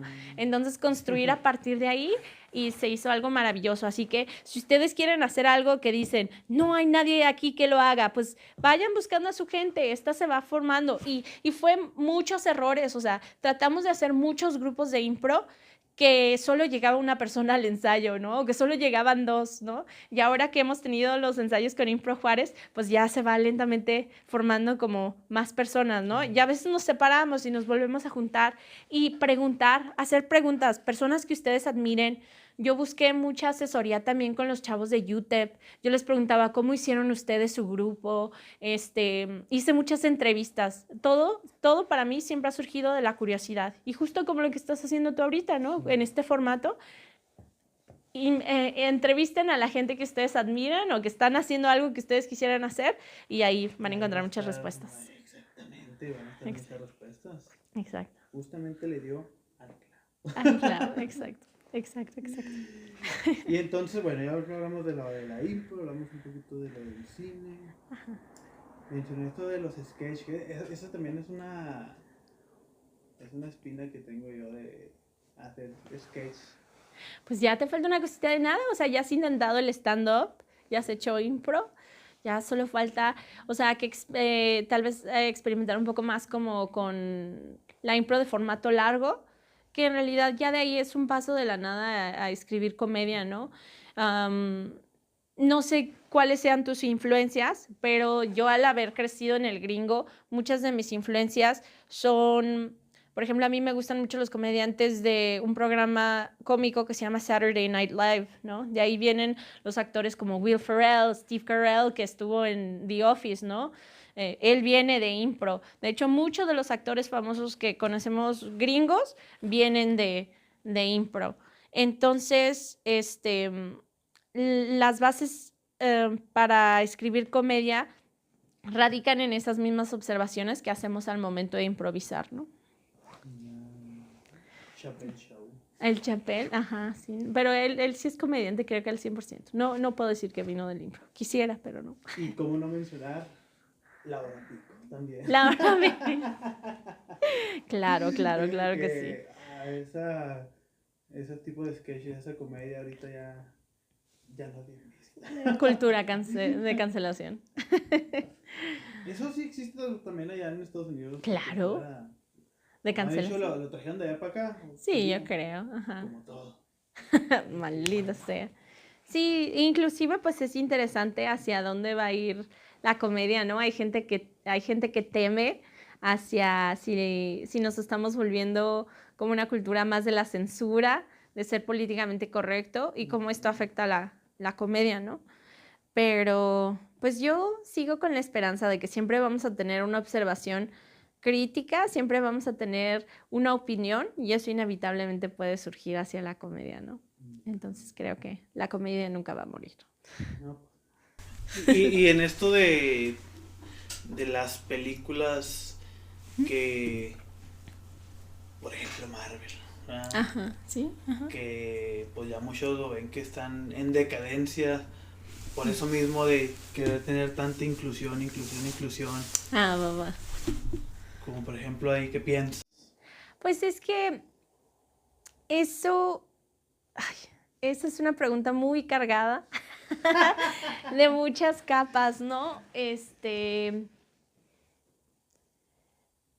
Todo tiene que ver también como con o sea, es que ese tipo de cuestiones, cómo afectan la escritura de un guión, cómo se afecta la manera en la que se tratan ciertos temas dentro de los medios que vemos, tiene mucho que ver con los productores, en el sentido, y no tanto de los productores, más bien de los distribuidores, ¿no? Y los intereses de la gente que quiere vender.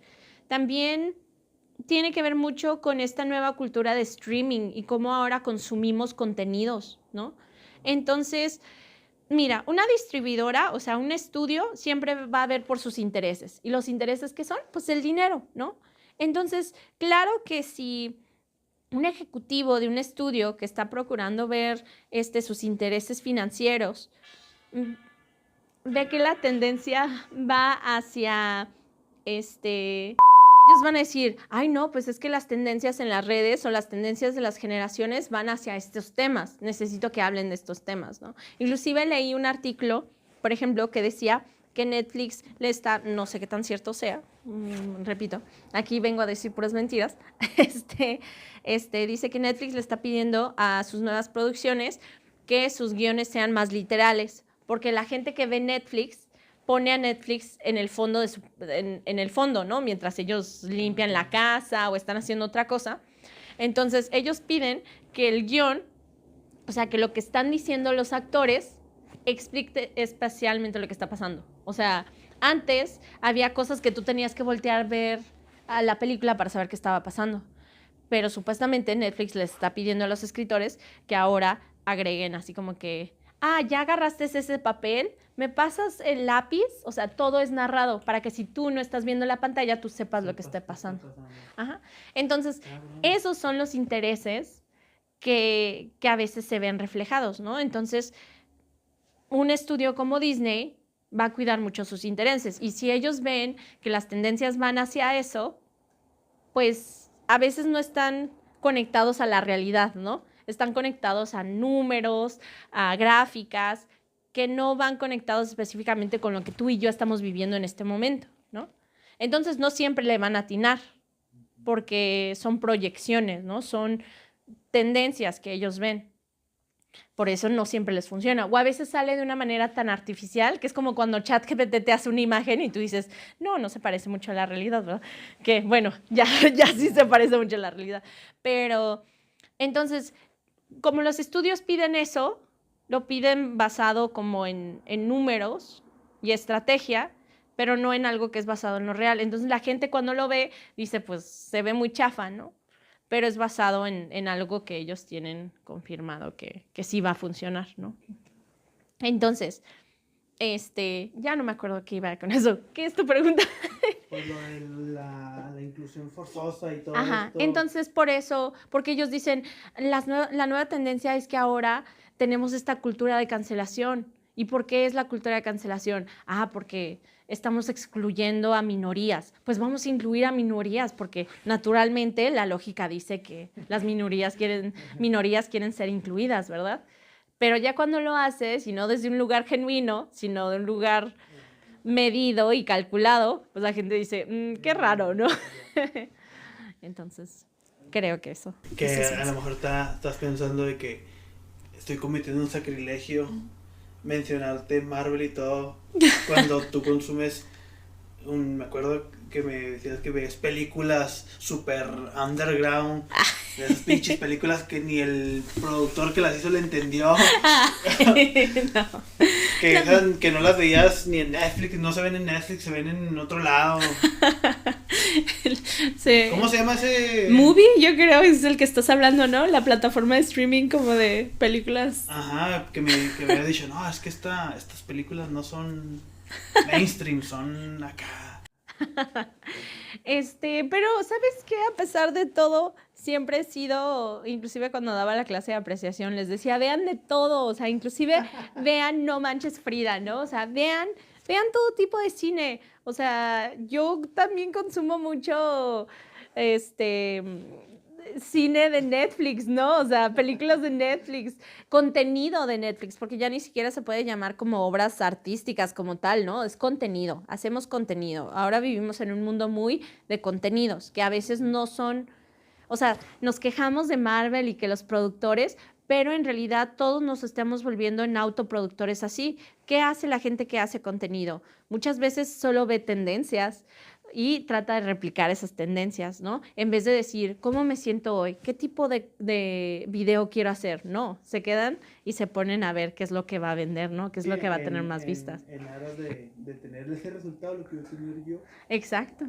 Entonces, y es lo mismo que dicen los estudios, ¿no? Ese estudio habló sobre, siendo políticamente incorrecta, ¿no? Ese habló sobre los gays, vamos a hacer una película sobre gays, ¿no? O sea, aquí hablaron sobre la inclusión de las razas, ¿no? Vamos a meter gente de todas las razas en esa película, porque a ellos les funcionó. Entonces, no hay que criticar tanto a los estudios si eres una persona que genera contenidos basados en tendencias, porque básicamente estás haciendo lo mismo. ¿Pero cómo se llamaba ese tipo de cine? Pues, o sea, es que no hay que tenerle ningún nombre en específico. En la plataforma de Movie hay todo tipo de películas. Podríamos decir que son películas alrededor del mundo, ¿no? Algunos le dicen cine de arte, pero... Cine de arte, ese es el dicho. Pero se me hace muy pretencioso. Hay de todo un poco. Muy mamador. Sí, dedito levantado. Sí. ¿Y cómo se llega a conocer ese tipo de contenidos que... usted lo conocí. Si no hubiera forma que hubiera conocido. Con curiosidad. Es que honestamente yo siento que todo lo resuelvo con eso, con curiosidad, ¿no? O sea, simplemente un día dije, tengo ganas de ver algo raro, ¿no? O vi un póster que se me hizo raro y yo dije, pues, a ver, ¿de qué se trata esa película, no? Creo que lo que yo he aprendido de ver películas de alrededor del mundo es tratar de entender, vaya, justo hoy estaba leyendo sobre eso, ¿no? Sobre los 3 modelos que existen para entender las diferentes culturas alrededor del mundo, ¿no? Entonces, habla de, para darte un ejemplo, uno de los modelos sobre las culturas alrededor del mundo es que existen las culturas más neutrales, se llaman culturas neutrales y culturas emocionales, ¿no? Entonces, hay culturas que ellos no creen que es necesario expresar las emociones, que se consideran más procuran no expresar las emociones externamente, tienden a ser más reservados, no les gusta cuando la gente muestra demasiada efusividad o demasiado enojo, ellos tienden a ser más reservados, ¿no? Y las culturas emocionales tienden a ser más emotivas, tienden a ser más pachangueras, tienden a favorecer más cuando alguien expresa sus emociones y las comparte uno a uno, ¿no? ¿Cuál cultura crees que somos los mexicanos? La emotiva, sí, exactamente, ¿no? Entonces, eso mismo te vas a topar al ver cine del mundo, ¿no? De repente ves comedias y te topas con una diferencia cultural distinta, ¿no? Con una manera de expresar el duelo distinto. Las comedias alemanas, por ejemplo, que son una cultura que tiende a ser más neutral, su humor tiende a ser más seco. Inclusive, si la vieras sin subtítulos, tal vez en ningún momento dirías, ¿qué está pasando? Que es gracioso, porque no hay pausas, no hay inflexiones, o sea, no estoy viendo dónde está la comedia, ¿no? Entonces, creo que de ahí surge esa inquietud, ¿no? Como de ver cómo el mundo percibe diferentes cosas. Percibe el tiempo, cómo percibe la muerte. La muerte es como un tema súper interesante de cómo cada cultura percibe la muerte de una manera distinta, ¿no? Inclusive hablaba con un amigo el otro día, y hablábamos sobre, o sea, llegamos a la conclusión de que el norte del país y el sur de este país, que es un solo país, una misma cultura supuestamente, creo que tenemos percepciones sobre la muerte muy distintas. Entonces, o sea, si solo en un mismo país hay tanta diferencia, imagínate alrededor del mundo, ¿no? Entonces, creo que eso se me hace muy refrescante cuando dices, ya me cansé de los mismos mensajes, ¿no? Ver algo de otra cultura distinto es muy divertido y ver qué patrones observan o qué tropos, qué clichés también tienen dentro de su mismo cine, es divertido. Así empecé a estudiar alemán. ¡Eh! Por la curiosidad de saber qué decía la pinche canción de Rammstein. ¡Ah! Estos güeyes que estarán diciendo. Y me puse a estudiar así. Dije, le voy a dedicar 10 minutos diarios. Y ya tienes el nombre, Herr Victor. Y ya tengo mucho, ya sé muchas cosas allá de alemán, ahí voy, ya. Súper bien. Para cuando vaya a mi natal, Alemania, Ajá. ya voy a llegar bien fresco. Ajá.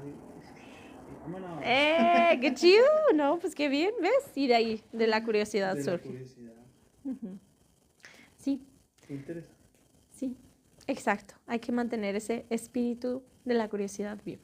Pero también, también tengo entendido que esa curiosidad te ha llevado a la música. Hablando de... sí, pues... Cantando, tocando instrumentos. Sí, bueno, el clarinete lo he tocado desde que estaba en la secundaria. O sea, en la secundaria es donde... No, sí, en la secundaria es donde aprendí a tocar el clarinete. Pero más bien yo creo que la incursión fue hacia el jazz.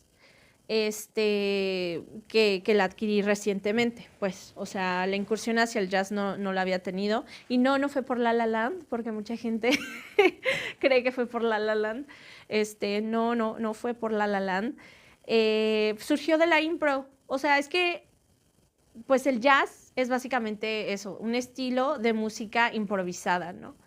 Ya de por sí... Justo como tengo la curiosidad por el cine de diferentes lados, tengo la curiosidad por la música, ¿no? De diferentes lados. Y pues con los años vas adquiriendo afinidad por ciertos artistas y dentro de esos artistas me gustaba mucho una cantante que se llama Billie Holiday. En general, la manera de expresarse a través de la voz con el blues, el soul, el jazz, es algo que me parece extremadamente expresivo, crudo, y creo que viene de un lugar como muy emotivo, ¿no? O sea, las intérpretes, mujeres y también los hombres, tienen una capacidad de transmitir tantas emociones a través de la voz y yo siento que en esos géneros musicales se percibe mucho más, ¿no? Entonces siempre había tenido esa curiosidad por qué es eso. Y al entender que las dinámicas son muy parecidas a las de la impro teatral, yo dije, claro, o sea, repito, me encantan los procesos creativos. Y yo dije, me encanta el proceso de la impro y cómo es un acto de colaborar en conjunto y que es algo que solo sucede una vez y que no se va a volver a repetir. Y al entender que el jazz era lo mismo, pero en música, yo dije, yo quiero saber más, ¿no? Entonces ya de ahí, después de la pandemia sí pasó como un momento como catártico, donde yo dije, quiero hacer cosas que mi niña interior estaría emocionada de hacer. Y yo dije, el jazz es una de esas cosas, ¿no? Entonces fue cuando decido en la UACJ, en el programa de formación de blues y jazz, empezar a tomar clases. Y pues ha sido un viaje muy, muy emocionante. Y junto de ahí, dentro de la cultura de todo lo que es jazz y de la época, pues simplemente en Nueva Orleans, ¿no? Todo lo que sucede en Nueva Orleans a través de la música. De ahí pues también descubro el tap y es cuando decido entrarle al tap. Ajá, al tap. Como de los zapatos que tienen como plaquitas de metal, entonces haces pasos. Entonces, también de ahí se pueden hacer improvisaciones dentro de un jam de jazz y, o sea, improvisas la percusión con tus pies, ¿no? Entonces, de ahí fue esa conexión. Ajá, sí, sí. Tampoco lo sabía. ¿Ves? Escándalo. Pero eso es. Así que Ya. todo eso se va ahí como conectando, ¿no? Quién sabe a dónde me llevará mi curiosidad ya después, pero ahorita está en eso. ¿Es meramente así de que, es esto así? ¿O es así como que un registro de los bucket list de que, lo voy a hacer para tacharlo? Soy muy estructurada, me gusta mucho hacer listas siempre, o sea, entonces me gusta mucho anotar todo. Si ahorita en la conversación me compartiste algo, estate seguro de que ahorita acabando la entrevista lo voy a anotar. Antes eran libretas físicas y ahora a veces por practicidad desde el celular, ¿no? En el Google Notes. Entonces, una vez al mes sí hago una revisión de todos mis Google Notes y digo cómo lo estructuro o cómo le pongo acción a estas cosas. Entonces, para darte un ejemplo, a inicio de año vi unos apuntes que yo tenía de estos últimos meses. Entonces dije, que son cosas que quedaron inconclusas, que quiero continuar. Entonces simplemente digo, quiero hacer esto, quiero hacer lo otro. Y conforme va pasando el tiempo voy armando pasos, ¿no? ¿Qué necesito? ¿Dónde tomo las clases, no? Y ya de ahí va surgiendo. Yo sí soy más así de que a veces es chido, hay que hacerlo más para Ok. cuenten, siempre les digo yo. Para que no me cuenten. Sí. Yo me quedé con muchas ganas. ¿De qué? De que nos dirigiera una obra. Ya sé. Sí. En esto de las direcciones y todo. Ajá. Norte, sur, este, oeste. Director favorito que tengas así de cine.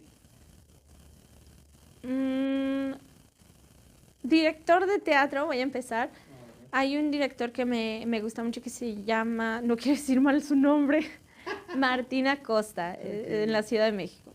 Director de cine, tengo muchos. De mi película favorita del mundo, de mis películas favoritas del mundo mundial, un director, creo que es de Hong Kong, no quiero mentirles, Wong Kar-wai se llama. Me gusta mucho su cine. De así como un poquito más conocidos, está Paul Thomas Anderson, que de hecho acaba de ganar el Globo de Oro por Una batalla tras otra, que es la última película que hizo Leonardo DiCaprio y Benicio del Toro, que de hecho grabaron aquí en El Paso, estuvieron aquí unos 4 días grabando la película, así que está muy padre. Si no la has visto, que la veas para que veas los cachitos donde sale El Paso. ¿No es la que está mami, el fragmento ese de DiCaprio hablando como mexicano en español? Ah, sí, man. Hombre malo. Sí. Ajá, esa es esa película. Ajá. Entonces es del director Paul Thomas Anderson. ¿Qué otro director me gusta por ahí? Ahorita no recuerdo. Park Chan-wook, que también de hecho tiene una película que está por salir. Tengo mucha curiosidad de cómo va a estar. Se ve que va a estar buena, pero ha hecho películas como Old Boy. Me gustan mucho las películas de acción. Una buena escena de acción o de artes marciales es algo maravilloso. O sea, inclusive tanto el trabajo actuado de Jackie Chan como el trabajo que ha dirigido es impresionante. O sea, si quieren solo entrar en el mundo como de las artes marciales dentro del cine, está muy chida ver eso. De él sí siento que nunca usaba stunts, o sea, que él siempre ¿Es era verdad? todo. Es verdad. Es verdad. También como de los conocidones está el director de Misión Imposible, Brian De Palma. Él me gusta mucho también. Ha hecho cosas muy, muy interesantes. Pero sí, yo creo que esos serían mis directores. Ya no voy a decir más porque luego me pongo en modo nerd pero sí. Y por ejemplo, ¿qué opinión tienes sobre mi director favorito? A ver, Nolan. Nolan. Fíjate que la que más me ha impactado de Nolan ha sido Memento. ¿Has visto Memento? Tienes que verla. Esa es muy impresionante. Pero fuera de ahí, no he estudiado tanto su estilo. A veces sucede con directores que todo depende de tus gustos. Por eso digo, o sea, no hay nada que sea mejor o... Bueno, hay cosas que objetivamente están mal hechas, ¿verdad? Pero creo que hay un director para cada quien, ¿no? Y no significa que uno sea mejor o peor que otro. Pero, ¿a qué iba con esto? No recuerdo.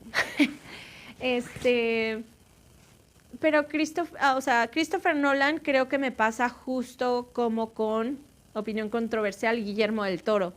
O sea, puedo apreciar el trabajo de Guillermo del Toro, puedo apreciar el trabajo de Nolan, pero los temas que tocan no son temas con los que yo conecto. Entonces las películas no se quedan en mi conciencia. Hay cosas que inevitablemente, por ejemplo, de Inception, que se quedan en mi conciencia. Pero, te voy a ser honesta, muchas de las tomas magníficas de Inception, o las que a mí me gustan más, en realidad son inspiraciones que vienen del anime, de uno de mis animadores favoritos, un animador que se llama Satoshi Kon. Satoshi Kon tiene una capacidad de armar encuadres muy padres. Y una vez le dijeron a Satoshi Kon que por qué no hacía cine. Y él decía, es que el cine no me permite hacer cuadros por segundo tan rápido como la animación. O sea, qué tan complejas son sus tomas, llenas de transiciones tan rápidas que ni el cine podría hacerlas, ¿no? Entonces, pues sí, podría decirte que igual y por eso no he conectado con él, porque a veces el trabajo que él usa como referencia es trabajo que yo prefiero al trabajo de él, y los temas que él toca pues no se han quedado conmigo. Entonces, de la misma manera puedo apreciar Guillermo del Toro y todo lo que hace, pero pues mucho de su trabajo no se queda conmigo porque no conecto con los temas de los que él habla, ¿no? Pero no significa que sea malo, es muy bueno y puedes ver cómo va creciendo en cada uno de sus trabajos. Pero es lo que te podría decir. Que pasa mucho, bueno, yo he escuchado así muchos que critican a Tim Burton, que ya habla, o sea, que cuando escuchan que viene película de ese güey, ya saben cómo va a estar tanto escenografía, trama, todo ese pedo. Ajá. O sea, que difícilmente los va a sorprender, vaya. Ajá, sí. Pero algunos van exactamente por esa seguridad, ¿no? De decir, ya sé a lo que voy y sé que me va a entregar eso que espero. Y hay otros que dicen, ay, no, qué chafa, solo hace lo mismo, ¿no? Mi pregunta para ti sería, tú como artista, ¿qué tipo de artista te gustaría ser? ¿Te gustaría ser uno que le da seguridad a su público y que dice, siempre voy a entregar esto porque sé que es lo que quieren de mí? ¿O yo evoluciono y no sé si yo hago lo que se me antoje en ese momento? ¿Puede ser lo mismo o no? El que me quiera seguir bien y el que no, pues nada. Que yo creo que luego entra en esa duda, ¿no? O sea, lo voy a poner ahora en jaque, ¿no? Piensa en alguien como alguien que tú admiras mucho, ¿no? Que es Daddy Yankee, ¿no? Sí. Yo siento que luego existe la conversación hacia luego qué pesa más, el personaje o el artista, ¿no? Porque siento que ya cuando creces a tal magnitud, luego tal vez el personaje pesa más, ¿no? O sea, ¿qué tal si toda tu empresa, vamos a dar por ejemplo Bad Bunny, y la gente ya sabe qué implica Bad Bunny, ¿no?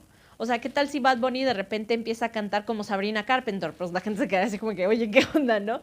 O sea, o empieza a cantar como, no sé, algo completamente pop, tal vez la gente, o algo completamente fuera de su estilo, la gente se sacaría de onda, ¿no? Pero hay casos, por ejemplo, aquí tan lejos, Post Malone. Ah, sí, Que exacto. Rap, ¿Pero a ti te gustó o no te? Yo recuerdo que una vez me dijiste, es que no lo he escuchado tanto su último disco porque sí, es muy distinto. Ajá. Y ahorita ya es muy distinto. Y si digo, o sea, si lo extraño de que pues, yo me enamoré de él y de toda su música por esto. Entonces, hay unos artistas que dicen, luego el personaje pesa más que el artista, ¿no? O sea, luego él dice, o sea, genero más dinero siendo esto, los fans quieren esto, Ajá. no lo puedo soltar, ¿no? Ya. Pero eso es a lo que yo voy. O sea, si yo evoluciono lo que yo quiero, pues a ver quién sí me siga. O sea, pues Malone sí perdió mucha audiencia, pero ganó mucha también. Ajá. Y ya vemos quienes lo seguimos, aunque vaya a ser Ya no lo K-pop. consumas de la misma. Vaya a ser K-pop, sí, tienes razón. Sí, O sí, sea, sí. Pero sí entiendo el punto así como el de... Ajá. Pero Sí. digo, alguien que no me proponga los Bunny. Entonces sí. Sí, y yo siento que tal vez eso pasó con Daddy Yankee, ¿no? Yo siento que él se ha mantenido firme en su personaje, ¿no? Y él dice, mi personaje es... Pero no sé, tú sabes más sobre ese tema. Sí, ahora con su regreso pues a la industria, Ajá. con otro mensaje, que por más, por ejemplo, con esta última canción que hicimos del Bizarrap, Ajá, ajá. se vio, bueno, yo lo noté, que sí quiso dejar marcado su estatus, por más que ahorita sea su conversión y su música que haga, ya es con otro mensaje cristiano, o sea, como que en esa dijo, que no se les olvide aquí quién es su padre. Qué genial. Qué genial, qué genial. No vamos a entrar en temas controversiales aquí. Y así de músicos favoritos, Ujú. ¿quiénes considerarías? Ay, no, esa es súper difícil, es súper difícil. Depende de cómo uno se siente ese día, o al menos para mí, ¿no? O sea, qué género quiero escuchar el día de hoy, no sé. Pero, o sea, no hay uno de cajón que digas, es que me acompaña siempre. No, hay muchos que me han acompañado siempre, entonces es muy difícil para mí decir solo uno. De hecho, ahorita, o sea, te puedo decir y tal vez arrepentirme y decir hay otros grupos que debí de haber dicho, ¿no? Pero en general, no sé, es una pregunta muy difícil para mí. Pues yo no quisiera terminar este episodio.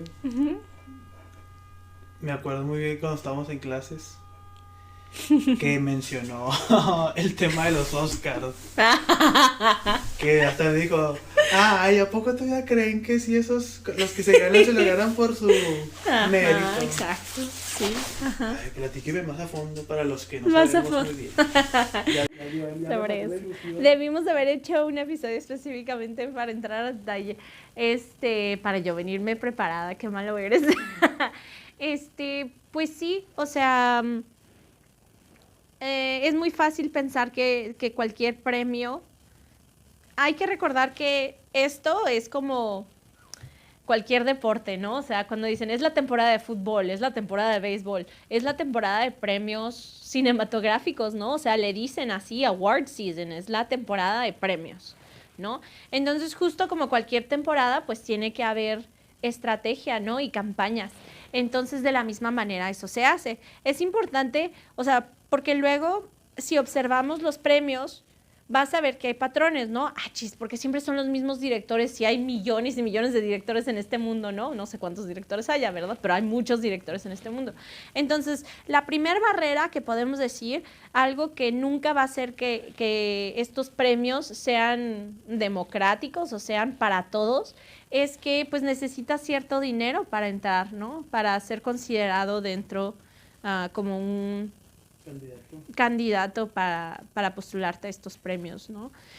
Donde más se ve es en los Óscares, específicamente es en la categoría de mejor película foránea, ¿no? Porque se tiene que seleccionar una por país. Claro que no están ahí todos los países, solo son unos cuantos países. Y muchas veces sí ha llegado a la conclusión de que quedan decepcionados las personas porque dicen, hubo buenísimas propuestas de ese país, pero esta, como tenía mayor presupuesto para entrar, para hacer una campaña decente, esta fue la que entró, ¿no? Entonces, eso ya es algo que tienen que considerar, ¿no? No cualquiera va a entrar en estos premios. Ya es gente que está consolidada. Te digo, ahorita me agarraste sin tanta preparación, entonces no te puedo decir como específicamente los detalles de qué es lo que se necesita, pero hay ciertos aspectos técnicos que Juanito, que hizo su película de manera independiente, con los recursos que tenía, pues no va a poder entrar a esas especificaciones técnicas que requieren para participar, ¿no? 2, ok, ya entraste, ya eres un nominado para esta temporada, ¿no? Ya eres un nominado, ¡qué bien! Pues ahí empieza lo bueno, ¿no?